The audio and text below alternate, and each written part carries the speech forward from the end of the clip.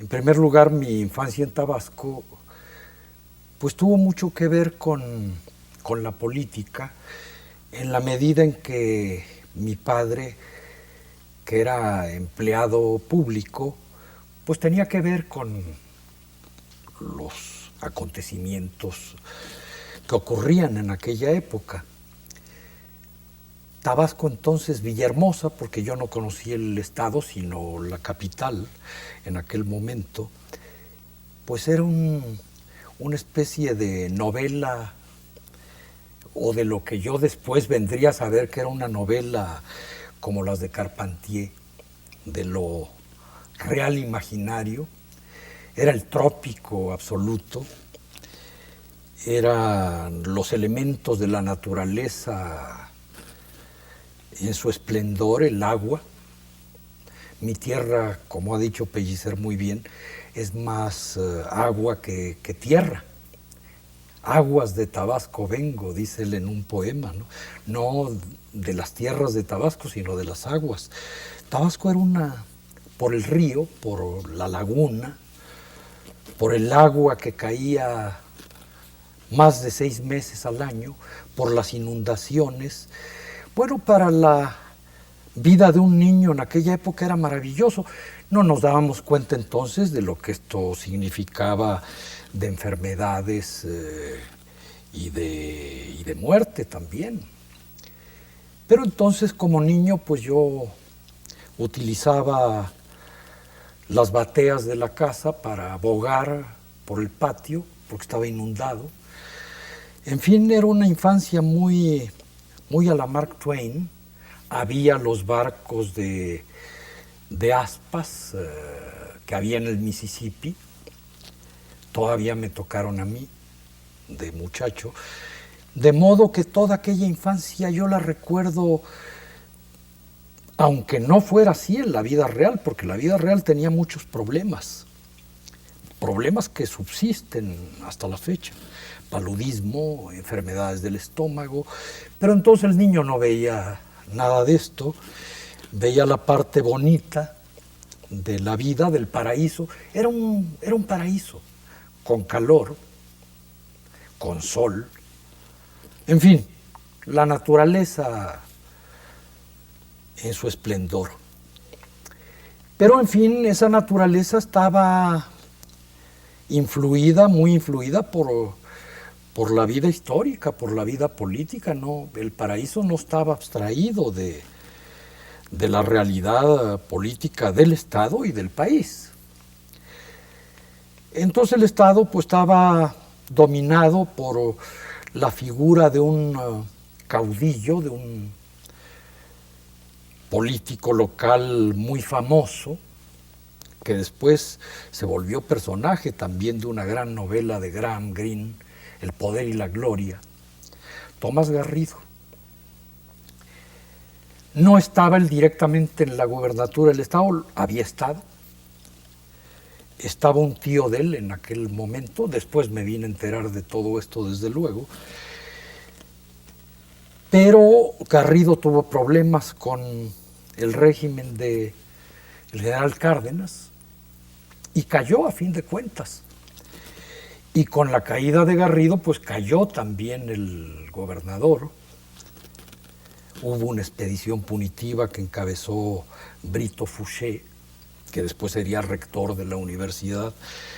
Total que don Manuel Lastra cayó del poder y mi padre, que era un empleado público, nada importante, pues cayó también, porque en aquella época la política era terrible. Cuando caía un régimen, caían todos los que habían servido aquel régimen en las posiciones que hubieran tenido. Mi papá era recaudador de rentas entonces, pero en fin, cayó también. Y entonces tuvimos que salir del paraíso por cuestiones políticas. De modo que cuando yo le pregunté a mi madre, ¿qué pasa? ¿Por qué nos vamos y estamos muy contentos en Villahermosa?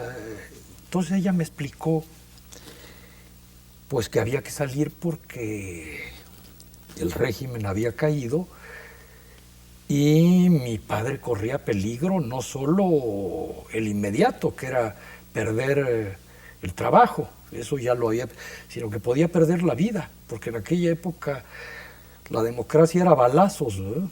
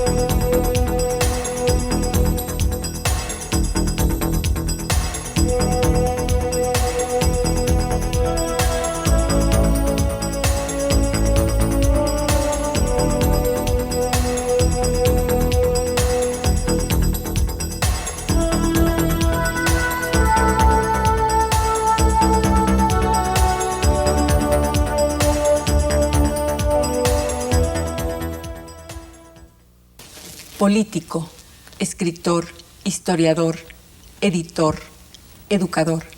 Enrique González Pedrero es un tabasqueño que acomete con pasión e intensidad todas las tareas que la vida ha puesto en sus manos. Ha sido joven periodista, catedrático y director de la Escuela de Ciencias Políticas de la UNAM, secretario general del Partido Revolucionario Institucional, director del Canal 13 de televisión, senador y gobernador por su estado natal, Tabasco, y director del Fondo de Cultura Económico. Hoy cumple un sueño largamente acariciado: escribir la biografía de una de las figuras más controvertidas de la historia de México, el general Antonio López de Santana. Enrique, el título de tu biografía estupenda, Santana, país de un solo hombre, me obliga a iniciar esta entrevista preguntándote si no lo somos más. País de un solo hombre. Yo creo que, no voy a decir de alguna manera, yo creo que casi siempre, por no decir siempre, este país ha sido país de un solo hombre. Casi siempre porque creo que próximamente podemos dejar de serlo. Y esto es algo muy importante también. Pero en fin, regresando a la historia. Hemos sido país de un solo hombre y por eso me pareció que el título debía ser ese. Claro, Santana, mejor que ningún otro personaje, tal vez, encarna al país durante casi 30 años, como pocas otras gentes,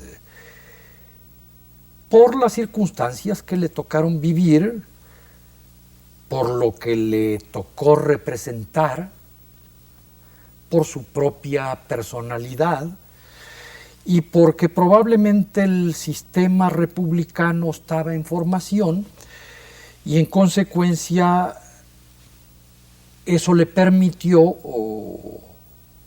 ser y hacer lo que fue. De manera que, regresando a tu pregunta, tienes toda la razón, ojalá no lo fuéramos más, pero me temo que lo seguimos siendo. ¿Y por cuánto tiempo? Bueno, yo tengo mucha confianza en que en las próximas elecciones del 21 de agosto y en virtud de las circunstancias que hemos estado viviendo, estamos a punto de ingresar o estaremos a punto de ingresar en la democracia representativa, con lo que el barón de Montesquieu planteó en el siglo XVIII como uno de los aspectos fundamentales del régimen equilibrado, la división de poderes, una división de poderes equilibrada, justa, adecuada a las circunstancias, no a la francesa, no a la inglesa, no a la norteamericana, sino a la mexicana, pero división de poderes. Y eso pues va a hacer que el país deje de ser de un solo hombre, para volverse un país, pues si no de 90 millones de mexicanos, sí de muchos hombres. Y esto es muy importante porque este país es tan rico en materia cultural, en materia política, en materia social, en materia económica, en materia humana, sobre todo, que yo le tengo tal confianza al sistema democrático que tengo la impresión de que México va a dar un salto gigantesco a partir de ese momento. No porque la democracia vaya a resolver mágicamente todos los problemas, sino porque siempre he creído que muchas cabezas piensan más que una sola, por genial que ésta sea, ¿no? De manera que en ese sentido estoy muy contento, creo que muchos mexicanos lo estamos, no porque ya hayamos obtenido lo que tantos y durante tanto tiempo hemos buscado esto, sino porque creo que estamos en tránsito de llegar a. Claro, todo dependerá de muchas otras circunstancias, pero creo que la voluntad de México va encaminándose hacia esta transformación democrática y eso me tiene muy optimista y muy contento. Habiendo sido secretario general del Partido Revolucionario Institucional, ¿podrías decirnos qué pesa más en la balanza, si lo positivo o lo negativo de la larga duración del PRI como partido único?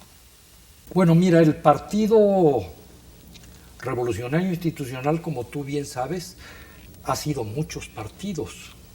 Aún en este momento es muchos partidos, tantos como comités directivos estatales hay en el país. En cada estado hay un comité directivo estatal, es decir, hay un PRI. Y el PRI de Yucatán no es igual al PRI de Campeche o al PRI de Sonora o al PRI de Coahuila, etc.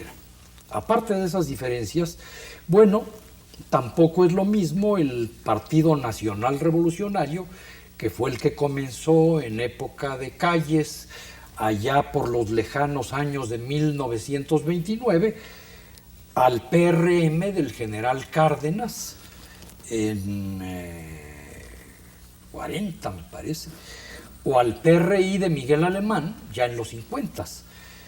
Habiendo una continuidad, hay diferencias, como diferencias hay entre la personalidad del general Calles y la del general Cárdenas o la de Miguel Alemán, para poner solo algunos ejemplos. Podríamos poner más e ir revisando cada uno de los regímenes presidenciales y encontrarás diferencias notables, como las hubo entre Miguel Alemán y Adolfo Ruiz Cortines, o entre Adolfo Ruiz Cortines y López Mateos, o entre López Mateos y Díaz Ordaz, de manera que, aunque las instituciones son muy importantes, los hombres también son muy importantes porque van moldeando las instituciones y además las circunstancias que les toca vivir a cada dirigente, a cada caudillo, a cada líder, a cada presidente, de manera que creo que no es igual el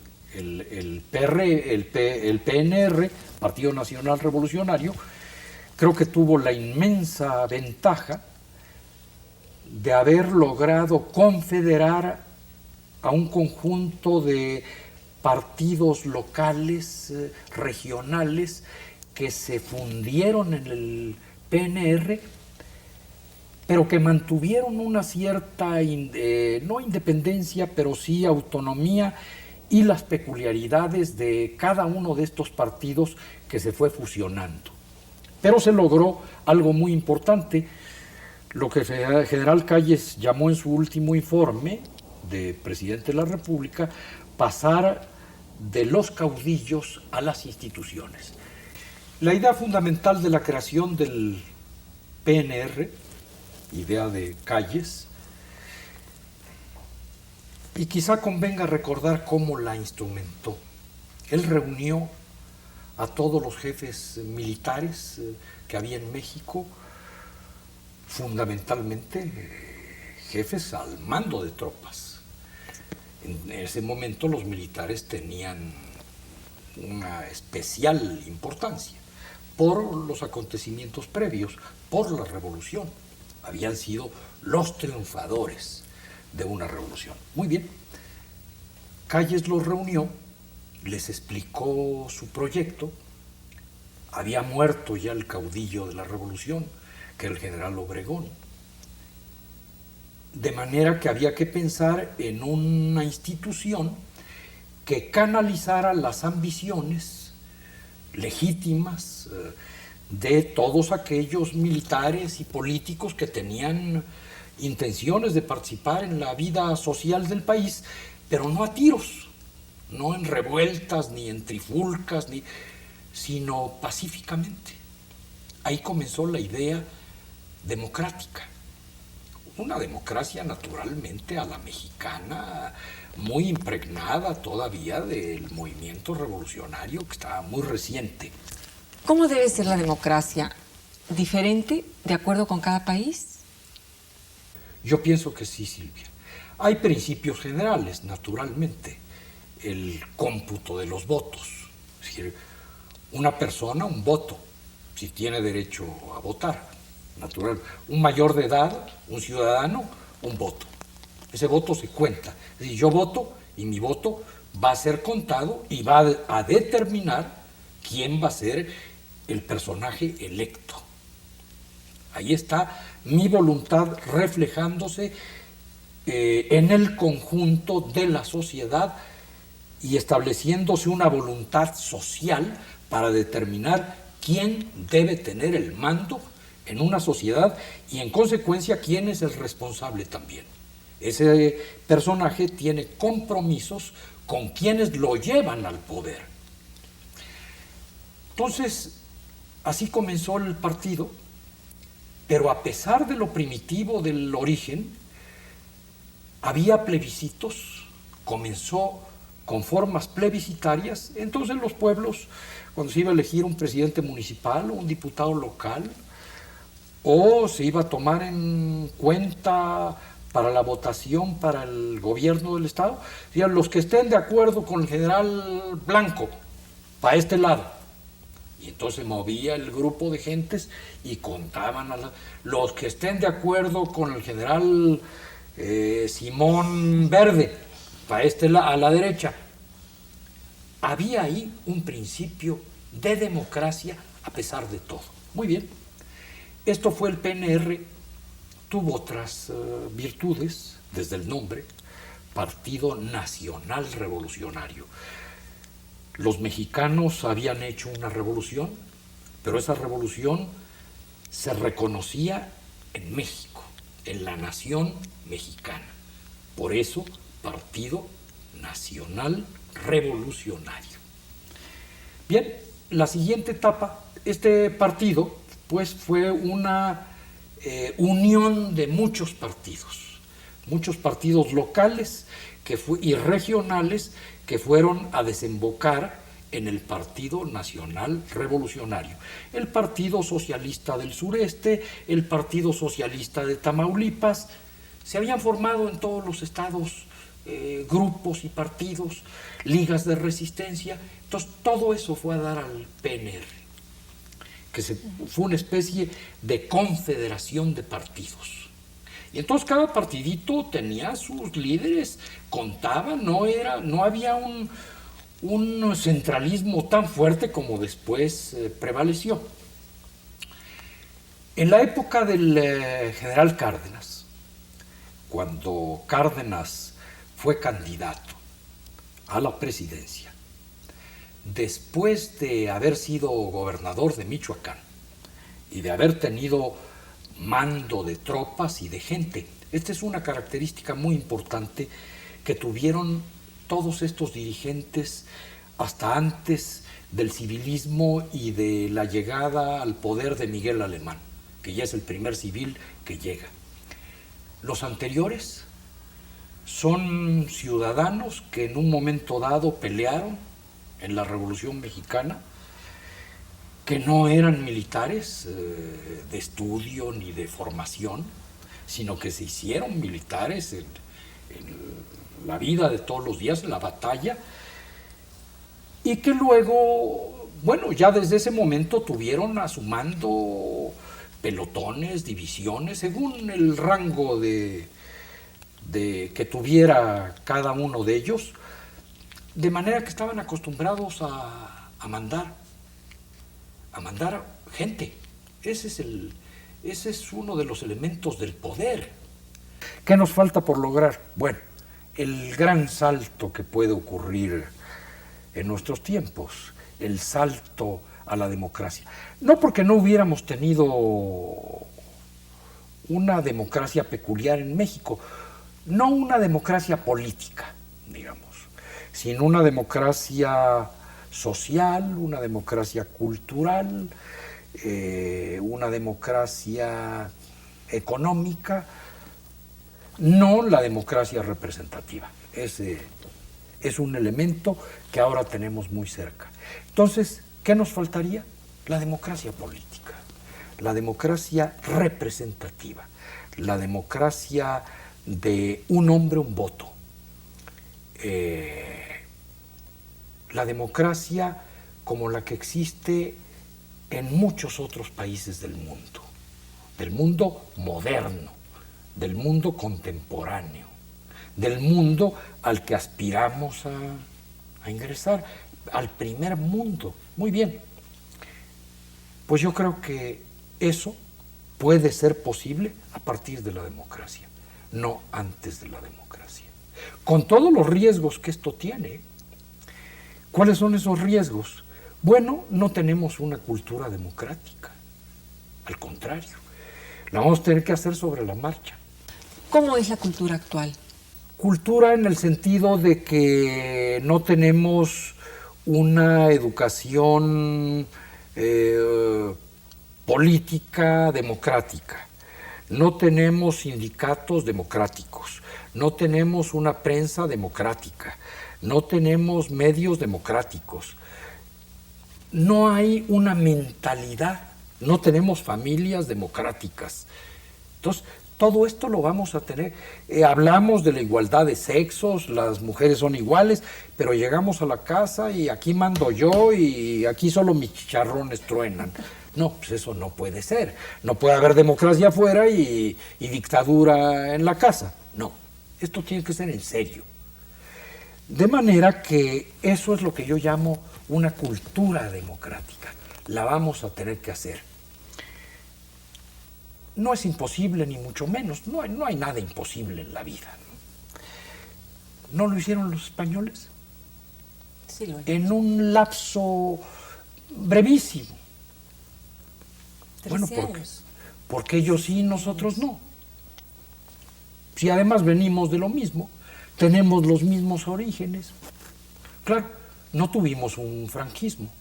Esto es una diferencia notable. Pero por lo demás, yo tengo mucha confianza. Además, creo que a partir de todo lo que ha ocurrido en el país, a partir del 1 de enero, ha habido cambios notables ya en este país, en este momento. En estos 2 meses y medio de tránsito, ya la prensa no es la misma. Si tú la observas con lupa, la prensa del año pasado y ahora, es notable las cosas que se pueden decir. Había una especie de autocensura de la que los mexicanos se han liberado. Y yo creo que como la prensa, bueno, la televisión en alguna medida ha cambiado.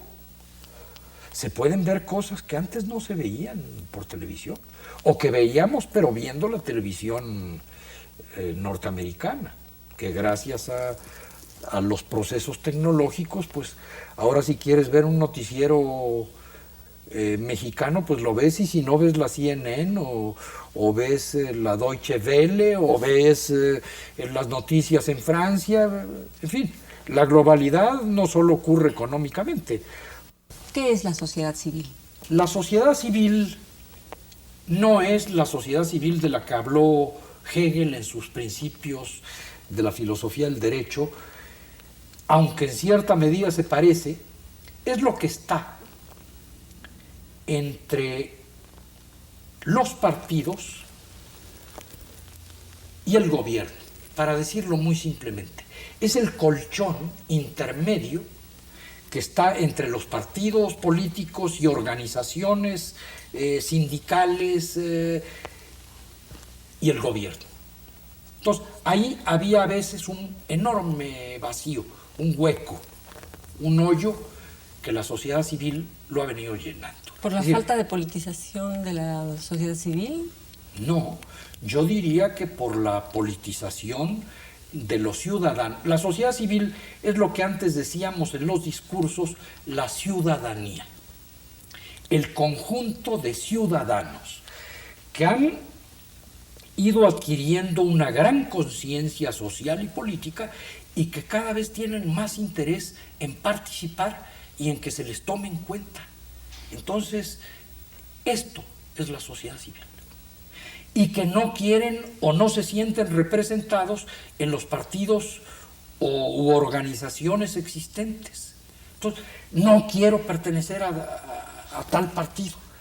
No, entonces vamos a formar nosotros nuestro club o nuestra organización y a partir de esa organización vamos a participar. Entonces, en este momento hay una proliferación de organizaciones no gubernamentales fantástica, al grado de que quienes hicieron la vigilancia, como tú bien sabes, en Chiapas, a la hora que estaban llevando a cabo las conversaciones en la catedral, fueron miembros de las organizaciones no gubernamentales y de la Cruz Roja, que estuvieron día y noche cuidando. Y como esas organizaciones hay otras para vigilar el voto, para muchas, para informar a la gente de cómo están ocurriendo las cosas. Hay organizaciones de barrios, hay una proliferación enorme, lo que revela la enorme vitalidad que tiene este país. A mí eso me da un gusto enorme también, porque eso revela el interés que tiene la gente de participar. ¿Y antes de 85? Antes de 85 se había dado en 68, por ejemplo, en las grandes crisis. La crisis de 68 fue una crisis democrática, de aspiraciones democráticas. Lo que se le reclamaba a Díaz Ordaz era el diálogo. Este era el grito constante de los muchachos. Queremos diálogo. Y no había la organización adecuada. Tuvieron que crear aquellos comisionados para negociar con los muchachos, y a fin de cuentas la cosa terminó el 2 de octubre muy mal, ¿no? Pero se largó ahí ese problema.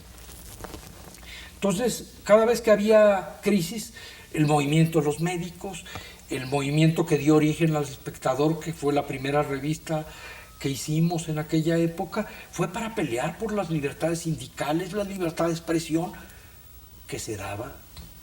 Enrique, muchísimas gracias. Gracias a ti, Silvia. En México, Silvia Lemus.